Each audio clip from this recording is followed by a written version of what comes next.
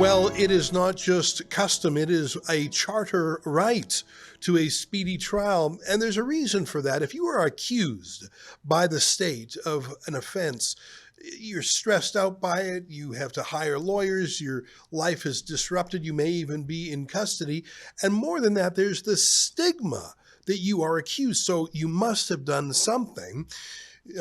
Knowing this, our charter framers have a right to a speedy trial. And typically, in a criminal court setting in a place like Ontario, that means within 2 or 3 years at the most, your matter must go to trial. Now, if you, as the suspect, the defendant, the accused, are the one responsible for endless delays, the judge will say, oh, no, you can't delay your way out of it. But if the delays are in the hands of the prosecution, well, then that's their problem. And you know, since COVID times, there has been a huge backlog still to this day because the court's essentially shut down other than for the most emergency matters. And so you have to wonder, is it a high priority for the public to see old tickets and old trucker convoy prosecutions proceed, or should we put those aside and deal with more critical matters? Well, you know the answer to that. In Ontario, at least, Doug Ford, the premier, has decided that pursuing Tamara Lich is the most important thing on the public docket. We were not in Ottawa court today, and neither was Tamara Lich, but there were some very interesting matters, and I'd like to introduce you to an online commentator and streamer and Twitterer. His name is Jonathan Villeneuve. He goes by Right Blend online, and he joins us now. I can see that telltale Ottawa courthouse behind him. I'm going to call you John, although I love the nickname Right Blend. John, tell us a little bit about what was going on in the court today, reminding that it's 3.5 years since the convoy.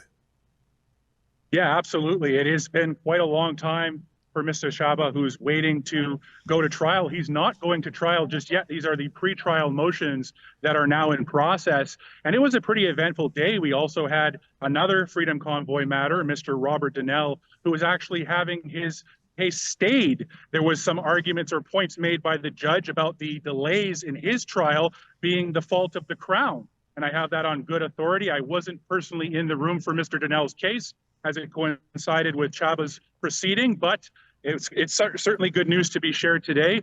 And for Mr. Cbasa, he has a long road ahead in this. As you know, he's almost 3 years into this now, and there are certainly more important matters for the court to be spending its precious time on rather than a man who parked a truck and honked a horn in Ottawa. Yeah.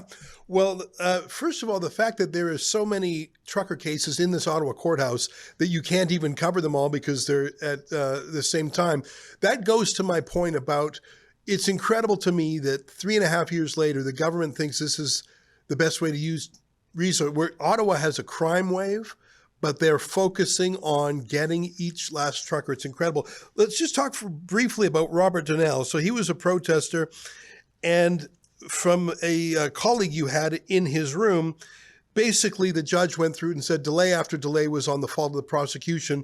And he said, you're free to go. And absolutely. Happy birthday. Apparently it was the birthday of Robert Donnell. So that is a very happy birthday present, isn't it?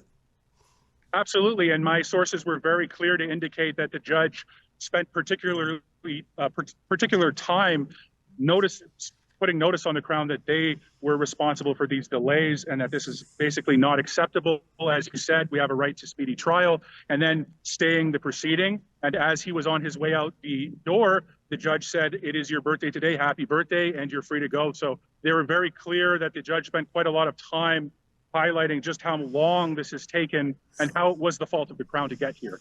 You know, and I got to say, I don't know the details of Mr. Donnell's case, but even being put through the ringer for 3.5 years, the process is the punishment. Now, the case that you sat in on, it's a freedom trucker, and I hope I'm saying it right, Cbasa Vizi, and it's not surprising to me to learn that he's from a former communist country, namely Romania, which had one of the most repressive communist regimes.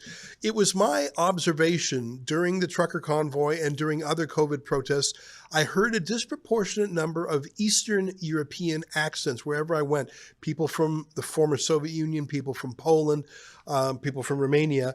These were people who were not freed until, I suppose, the Berlin Wall fell in 1989, or at least their parents were. So they're one or two generations closer to tyranny than most of us. In fact, most of us who grew up in Canada don't even know what tyranny is like. So it doesn't surprise me that or someone who grew up under a communist system would defy the government in Canada when it comes to lockdowns. Yeah, absolutely. I was just going to mention that myself. I'm glad that you brought it up. During the convoy, I personally noticed quite a few different Romanian and Eastern European flags, and I came to the same conclusions that you did. These are people who are intimately familiar, either directly or through their parents or grandparents, with how these things tend to go. And my thinking is that they saw the path our country was on and is still on, and were alarmed by it and decided to stand up to it. And I think that they were more willing to do that because they understand the consequences of inaction.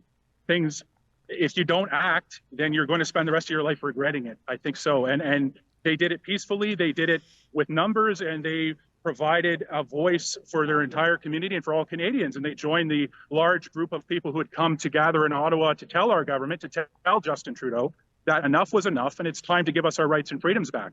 Yeah. You know, you have to go quite far to motivate a lot of Canadians to get to that point.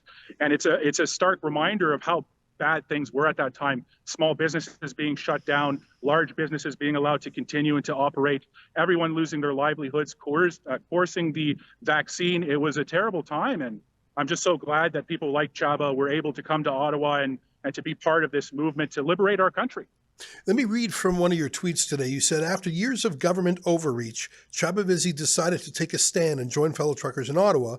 And you said, thousands of people expressed gratitude to him on the streets of Ottawa, and he promised them that he would never leave until freedom was restored. He kept that promise and even endured a beating from police while doing so.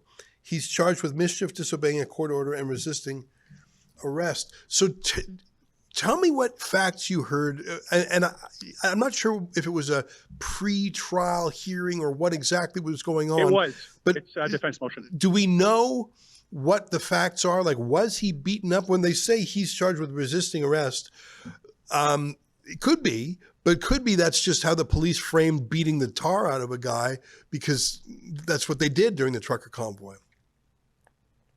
Yeah, his case was the most egregious case of police brutality that I can bring to my mind. I think most of your viewers will be familiar with the infamous video of him in that square at Metcalfe and Wellington being held down by a group of police officers while another flew his knee into him repeatedly.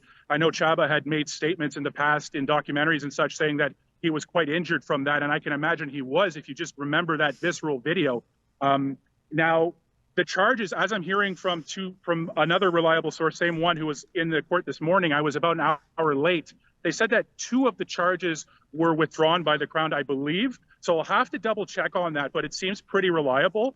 But right now what's happening is defense counsel Diane Magus, who also represents Chris Barber in his trial, made a defense motion to say basically that his Charter Section 8 and 9 rights, his right to not have an unreasonable search and seizure and not to be unduly arrested, were violated. And it basically, from my understanding, stems around the incidents of how they obtained his name, at which point they got his documents, the questions about his truck, and in the order in which that was done. There may have been some issues with note-taking. A lot of the afternoon testimony from a police officer was about that, was about duty notes and investigative actions and what they call hot notes from the where one group of police officers takes custody of another person in a large event of arrest, like we saw during the public order arrests at the Freedom Convoy.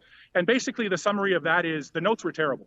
It seems that whenever a detail that would have been convenient to the defense was asked about, the officer's memory was maybe not so great, but all of a sudden he could remember the exact, this is hyperbole, but he could recall what he had for lunch that day, but he can't recall this or that, right? When it's not convenient to the Crown or the police.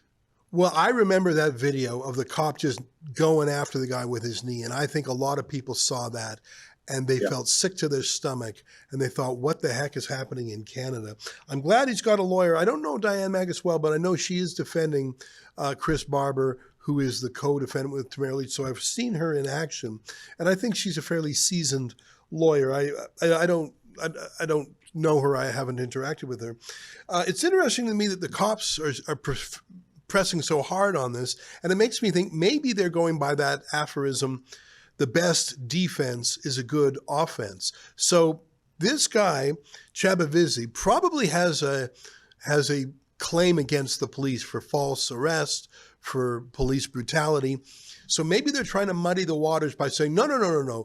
You're the one who kept hitting that officer's knee with your back or something. Like, I shouldn't laugh. It's not funny at all. But the fact that they're going so hard against him suggests that, maybe they're after justice, or maybe they're after the opposite. Maybe they're after pushing him on his back feet.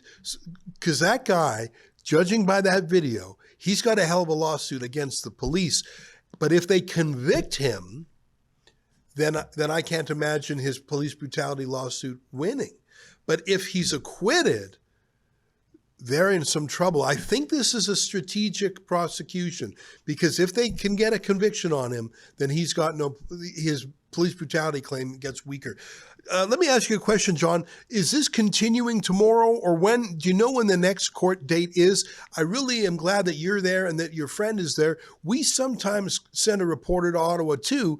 I got to say, I'm glad you were there because we couldn't be there today. Does this continue tomorrow, or what's going forward? Yes, it continues tomorrow. The day ended a little bit early. It seems that we're well ahead of schedule. I'd just like to quickly mention that the witness that we heard from in the afternoon, Detective Diel, I think it is, Andia, can't really say that name properly, but he wasn't originally going to testify, but Diane Magus successfully argued to the judge that he should be to testify and that she should be allowed to ask leading questions of him. So we're in a voir dire right now, and ultimately the judge agreed with Miss Magus and compelled the officer to testify and allowed Miss Magus to ask leading questions in her chief. As you know, that's not typically in chief, you can't do that. So she was able to do that because it would have otherwise damaged her defense. And right now, again, we're going through a preliminary pretrial motion of a charter issue here, of a few charter issues. Going forward, there's going to be court tomorrow. We're done with that witness, that detective, and we're moving on to arguments tomorrow, and that's what's on tap. Well, this is very interesting, and I have heard of the name Cbasa Vizi. I haven't followed the case. I'm glad that we caught up with you, John, and thank you for telling us what you saw and what you heard from your friend.